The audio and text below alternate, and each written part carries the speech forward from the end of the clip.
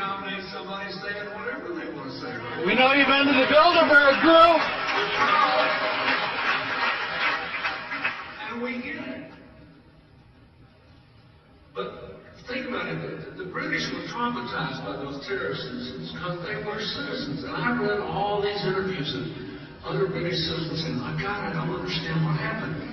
We lived with them, we worked with them, we went to sporting events with them, we went to dinner on the weekends, we celebrated holidays, our children played together, what happened? They did not feel that they were part of a community. We know you've been to the Bilderberg Group meetings. Why don't you talk about 9/11?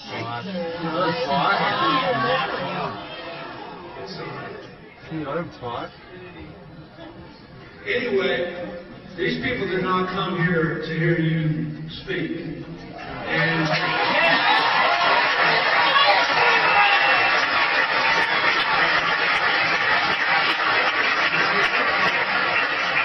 if you don't have any self-control, we can live with it. The people are waking up. The people are becoming aware 9/11 was an inside job. Hey, listen. We paid to come listen to this, please. An inside job? Yeah, it was an inside job. World Trade Center 7 didn't collapse by itself. Let me tell you something. One of my wife's strongest supporters is a woman who was burned beyond recognition, who has been through more than a dozen operations to put her life back together. And I know what she went through. And she loves Hillary because she went through it with her every step of the way. It was no inside job. I was with a guy the other day who told me he was a captain in the New York Fire Department, and before 9/11, most of his friends and he were Republicans. But he was appalled that his president and the government denied that he could have gotten sick breathing what they breathed. Remember what they breathed? They breathed benzene, PCBs, asbestos. And he said, your wife was the first person that knew a lot of us were going to get sick and some of us would die because of that. And she started fighting for us. And because of her, some of us would have died or alive. And those who died...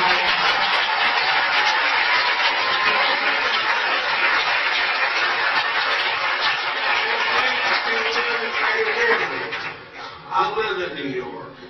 I know who did that. I flew back as quick as I could, and I went down to the Victims Identification Center, and I found myself standing next to an Arab fellow who was a full head taller than me. He was about 6'7", with big old tears running down his face. And I said, did you lose anybody? He said, no. I'm an Egyptian Muslim American. And I hate what they did worse than you do. And he said, I'm so afraid my countrymen will never trust me again. We know about that. We know about that. You guys got to be careful. You're going to give Minnesota a bad reputation here. So anyway, this is the problem. Bill. Tell them about the Bilderberg Group. Sure. You want your ticket?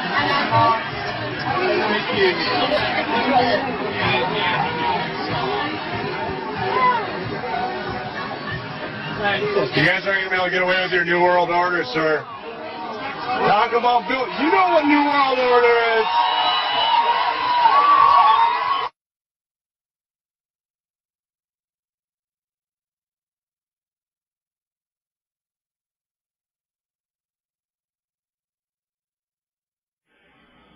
And after 1989, President Bush said, and it was a phrase that I often use myself, that we needed a new world order. You guys aren't going to be able to get away with your New World Order, sir. Talk about Bill. You know what New World Order is.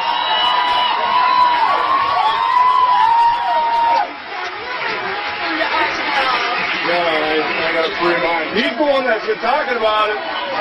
No New World Order! He's the one that's fucking talking about it.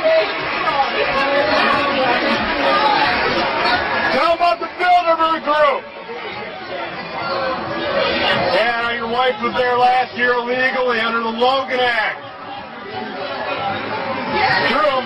Hey, you guys like America? Keep it that way.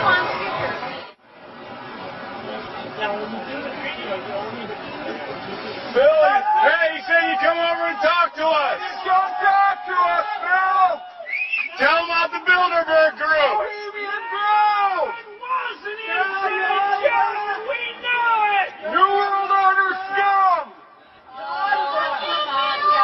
It's true. It wasn't inside job, and we know it. Ooh. Why don't you tell him about the connections between you and the Bush family since the early 80s? Oh, you know what the North American Union is? Everything you hear, you should educate yourself. You know what the North American Union is? And you know what the North American Union is, right? You know what? Have you heard of the North American Union? Which is composed of?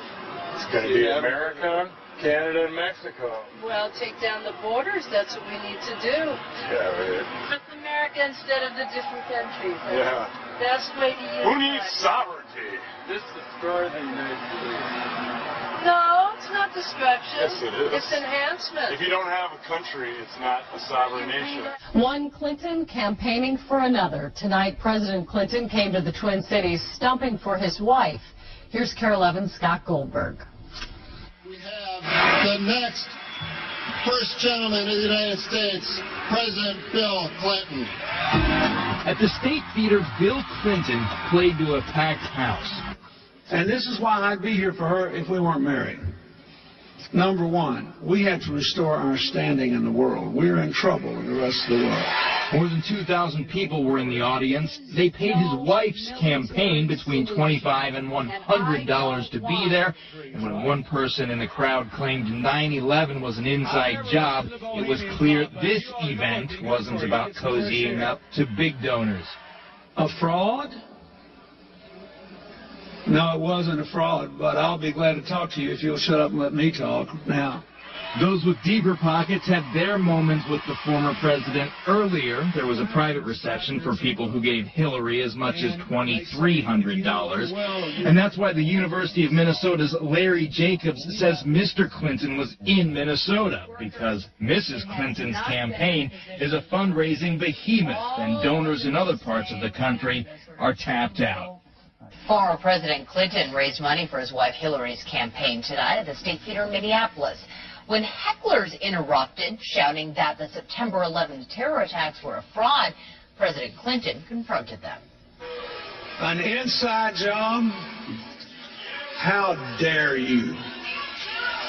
How dare you? The hecklers were removed from the crowd. Tickets to the State Theater went for between $25 and $100, and tickets for a fundraiser earlier in the night went around $1,000 to $2,300.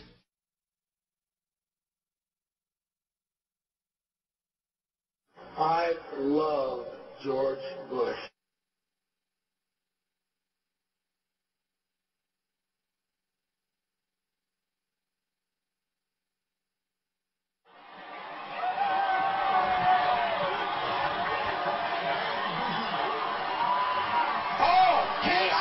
Idea. Why don't we invite some of these big, brave college Republicans? I've got some enlistment forms here for the U.S. Army. Hey, you like the wall? You like Bush? Why don't you go over there instead of sending the poor kids from Milwaukee? I don't see them coming over here to sign up. What's the matter, pussies? You guys are just such pathetic assholes.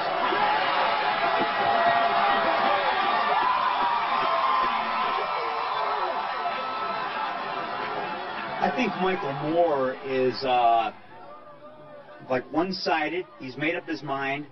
And he wants to make other people believe like him. So he makes these movies like the 9/11 movie after like 1 or 2 minutes. I just couldn't stand it. It was boring. My sister and brother-in-law walked out after about 15, 20 minutes, and so did my nephew and his wife. And so they said it seemed one-sided, and they didn't like it. I didn't like it. I don't know how anybody can call that entertainment. Movies are supposed to be entertaining.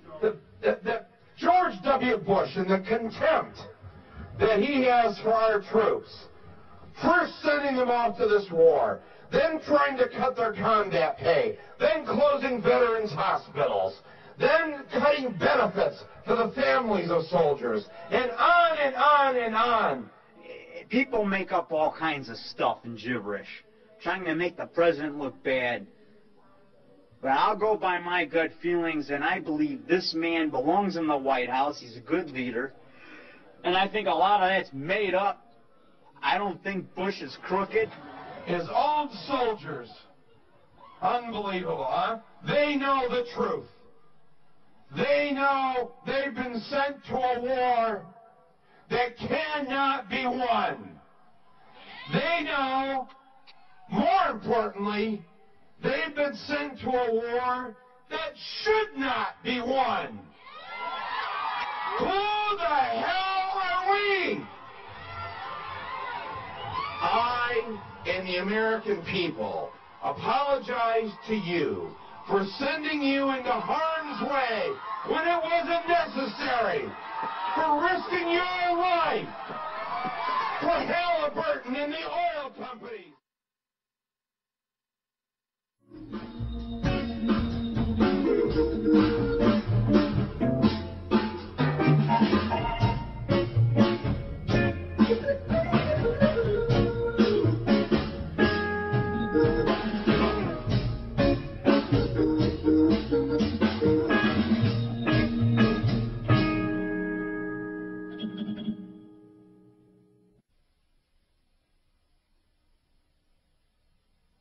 Well, welcome to Chicago Health Television. I'm here with 4 people who have just given a seminar called The Insider Secrets to Government Corruption.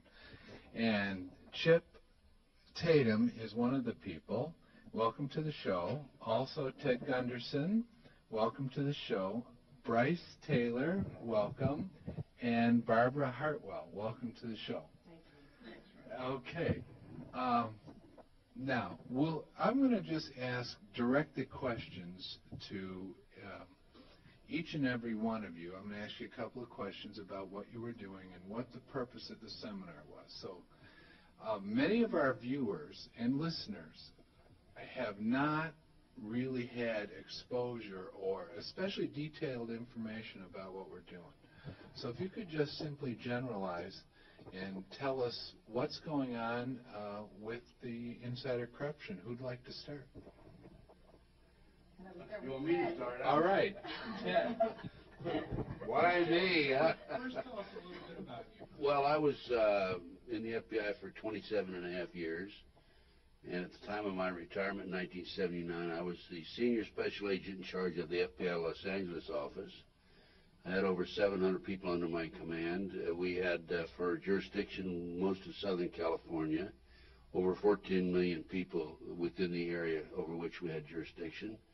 And let's see, I was honored as the Outstanding Law Enforcement Officer of the Year in 1977 by the AFL-CIO Metal Trades Union in Los Angeles. I was asked by Attorney General Griffin Bell when I retired to coordinate security for the Pan American Games. I worked as a consultant for the '84 Olympics, and I was a consultant to the California Narcotic Authority when Governor Brown, Jerry Brown, was governor. Well, you certainly had a lot of experience, haven't you? Well, yeah, I probably overdid it, but as far as my introduction is concerned, but I figured I'd throw in the kitchen sink. No, that's important. Well, it's important to establish credibility. Exactly. And I have credibility, in spite of the fact that many people would like to say I don't have credibility, because since shortly after I retired, I developed information personally about just extensive corruption in the government, not only at the federal level, but all the way down to the city and state level across this country. And, I have the documentation, I have the research, and I have the personal knowledge, and I have personally investigated many of these situations. That's basically an overview. Well, when you say corruption, there's a specific